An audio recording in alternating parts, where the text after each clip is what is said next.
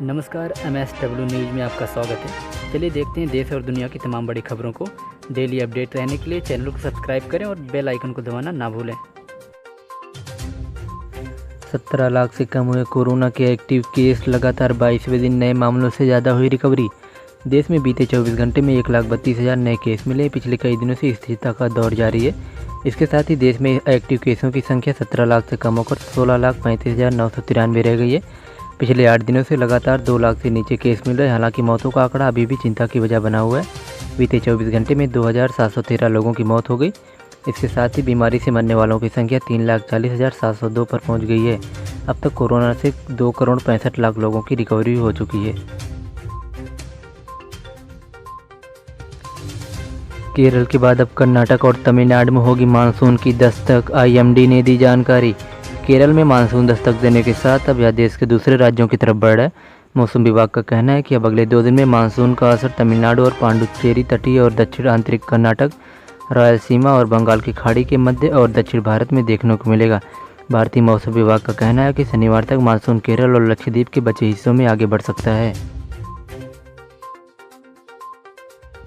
CM योगी का निर्देश, UP के सभी सरकारी अस्पतालों में की जाएं OPD सेवाएं। उत्तर प्रदेश में कोरोना के केस में कमी को देखते हुए यूपी मुख्यमंत्री योगी आदित्यनाथ ने मेडिकल कॉलेजों और स्वास्थ्य विभाग के अस्पतालों में शुक्रवार से जनरल OPD शुरू करने का आदेश दिया है। उन्होंने कहा कि कोरोना महामारी के खिलाफ एग्रेसिव टेस्टिंग के सकारात्मक परिणाम सामने आ रहे हैं। CM योगी ने कहा कि OPD में आने के लिए मरीज का समय पहले से निर्धारित हो, इससे भीड़ को रोका जा सकता है और सेवाएं भी 24 घंटे जारी रखने का निर्देश दिया गया है। PM मोदी ने की CSIR सोसाइटी के साथ बैठक का। हर क्षेत्र में आत्मनिर्भर और सशक्त बनना चाहता है भारत।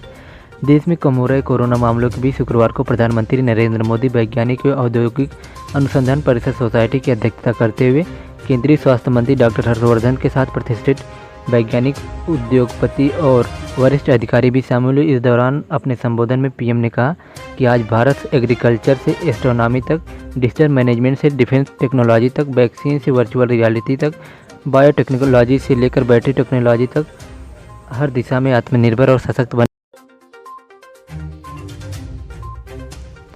सरकार की इस योजना में रोज़ 7 रुपये जमा करें और पाएँ हर महीने 5,000 रुपये।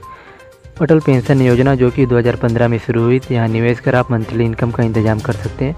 अटल पेंशन योजना असंगठित क्षेत्रों में काम करने वालों के लिए बनाई गई है, लेकिन इस योजना में 18 से 40 वर्ष का कोई भी नागरिक निवेश कर पेंशन का लाभ उठा सकता है। बस उसके पास बैंक या पोस्ट ऑफिस में अकाउंट होना चाहिए। इस पेंशन योजना के लिए रजिस्ट्रेशन के लिए आपके पास सेविंग अकाउंट, आधार नंबर और एक मोबाइल नंबर होना आवश्यक है। यूपी में बड़े पैमाने पर IAS अफसरों के तबादले। गोरखपुर कमिश्नर के साथ 5 जिलों के DM भी बदले गए। उत्तर प्रदेश में कई IAS अफसर के तबादले में, जिसमें से प्रमुख सचिव स्तर के अधिकारी भी शामिल हैं। CM योगी के गृहनगर गोरखपुर के कमिश्नर को भी बदल दिया गया। इसके साथ ही राज्य के 5 जिलाधिकारियों का भी ट्रांसफर किया गया। यूपी सरकार के इन तबादलों में कुछ प्रमुख सचिव और वरिष्ठ IAS अफसर भी शामिल हैं। मनोज सिंह को उद्यान विभाग के बजाय अब अपर मुख्य सचिव वन एवं पर्यावरण, जबकि रविंद्र नायक को प्रमुख सचिव समाज कल्याण का जिम्मा सौंपा गया है। इसके साथ ही मुकेश मिश्राम को DG पर्यटन का प्रभाव सौंप दिया गया है। मुफ्त में राशन लेने के लिए घर बैठे बनवा सकते हैं राशन कार्ड।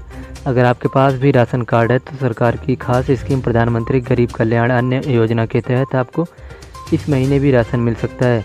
कोरोना महामारी को देखते हुए सरकार ने गरीबों को फ्री राशन देने का ऐलान किया था। कई राज्य अपने नागरिकों को मुफ्त राशन दे रहे हैं। दिल्ली और यूपी में बिना राशन कार्ड के राशन दे रहे हैं। अगर आपके पास राशन कार्ड नहीं है तो आप अपने घर बैठे बैठे अपने स्मार्टफोन से ऑनलाइन राशन कार्ड के लिए अप्लाई कर सकते हैं। इसके लिए सभी राज्यों ने अलग अलग वेबसाइट जारी कर दी हैं।